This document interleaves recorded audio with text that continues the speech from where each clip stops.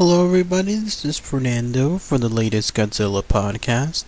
As I had mentioned when I first saw the film and posted my reviews of the Godzilla 2014 film a couple of weeks back, I was planning on seeing the movie again a couple of weeks later so that way I could have a fresh perspective on the film and essentially see whether it holds up.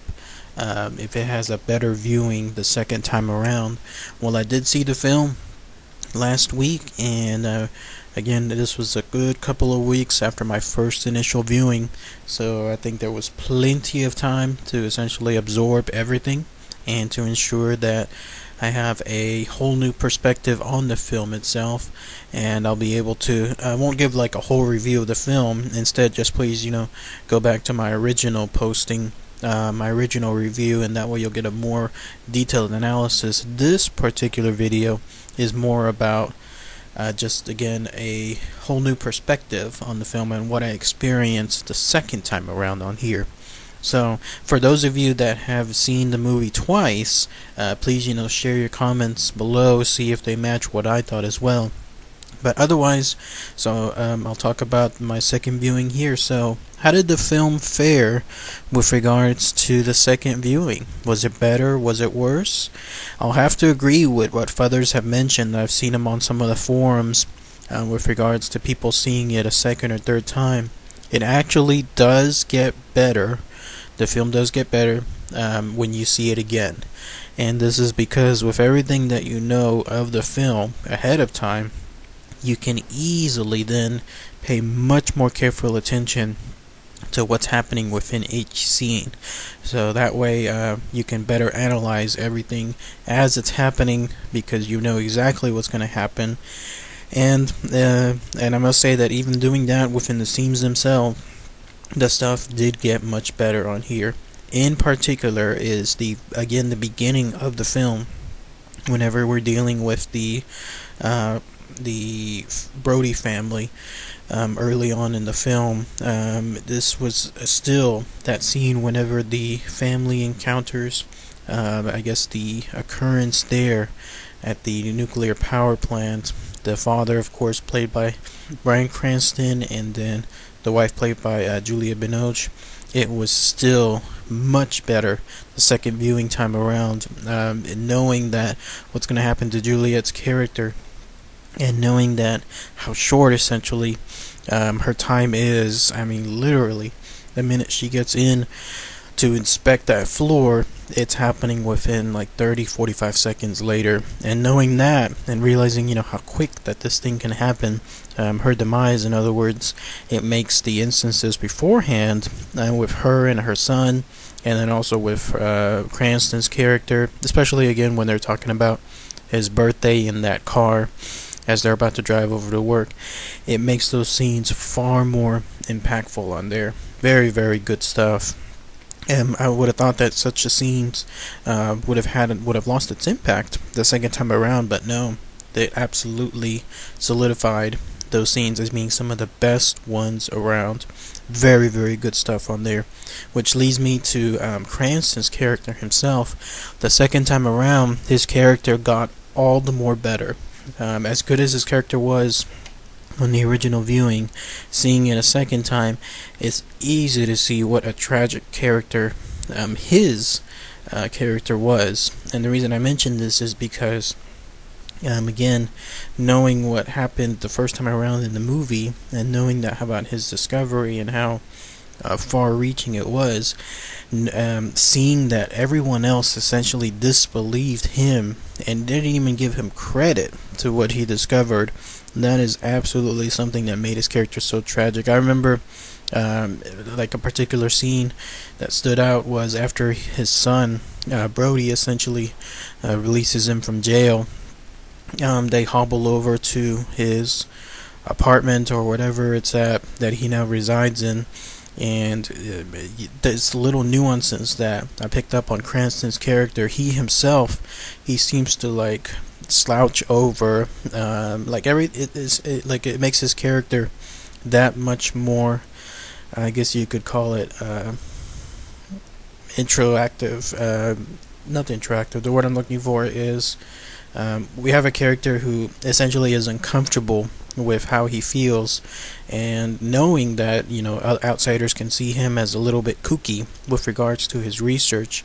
He realizes, of course, when his son sees his walls essentially plastered with all the news, everything that he's collected over the years as his haunted memory of the death of his wife, he's trying to solve it. He realizes that seeing it from an outsider's perspective, how kooky he sounds and how much he has to defend, but at the same time he knows that he's right. That's what leads to his character being so tragic, is the fact that he had it right. He had it right all along.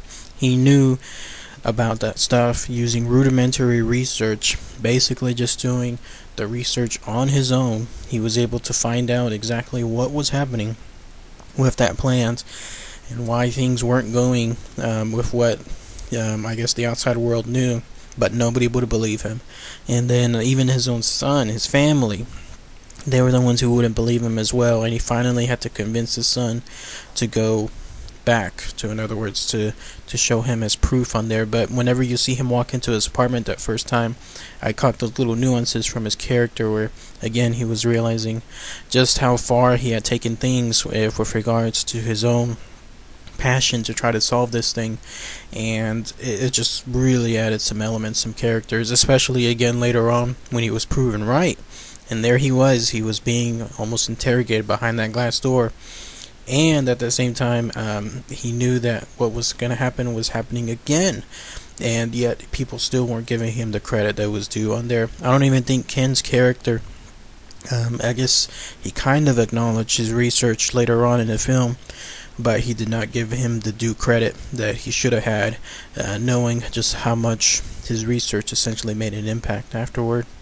The other thing that stood out within the film was the action did pick up at another level.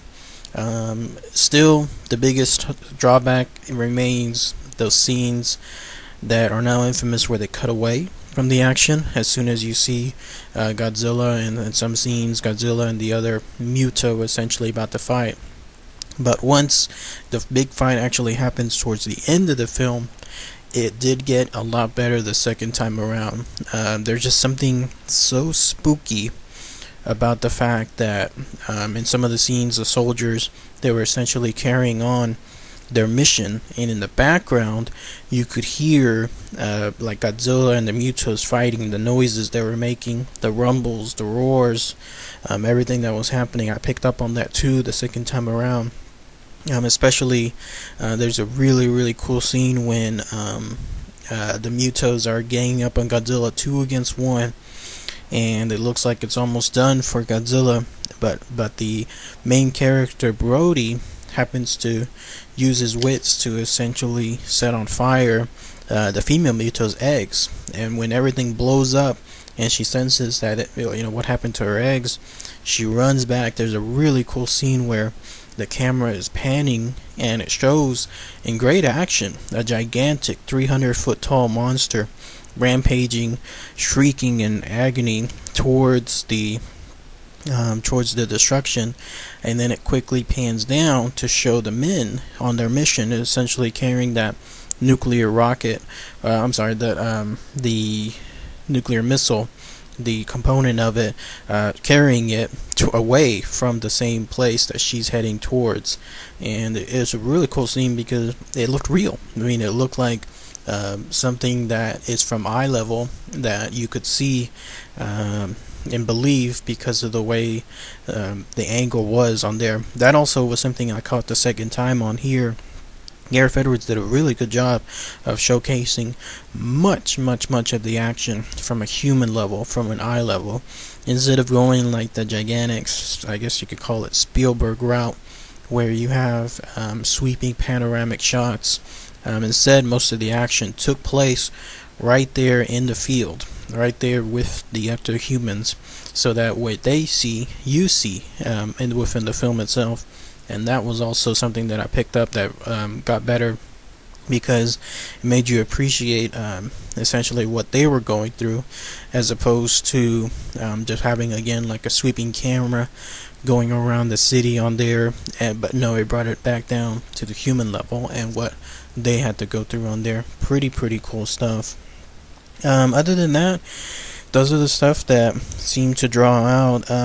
I did find that some of the scenes, some of the quieter ones, like whenever was it Admiral Stenson? I can't remember his name exactly, but the Admiral within the film, when they were planning again on the initial plan for, I guess, luring the monsters away from the San Francisco Bay with a nuclear bomb and then blowing all three of them up. It was interesting to pick up on the reasoning why they were going for it, and then the reasoning why, as it was Ken's assistant, that she was against it, of course, with the obvious drawback that is basically radiation that they live off of, so why would they blow them up with radiation? It'll just make them stronger. But again, that was also a pretty good scene that got better the second time around. Only big drawbacks again throughout the entire film, stuff that didn't get better, was the cutaway scenes. But other than that, the stuff still stayed pretty good. So my initial review, I gave the film a B plus at the highest level, and the second time around I would give it now an A minus on there. It did get better. It's still not just that absolute kick-ass great level like a Jurassic Park or the movie Heat or Terminator 2 would have. No, this movie is still, it has its flaws, but it did get better a second time around. So what do you guys think? Is this something that you all agree with? Those of you that have seen the film multiple times, did you experience it, and did it get better or did it get worse with each viewing on there? What are the things that you pick up as well whenever you had the other viewings as well, stuff that you didn't pick up the first time around? Share them please with everybody below.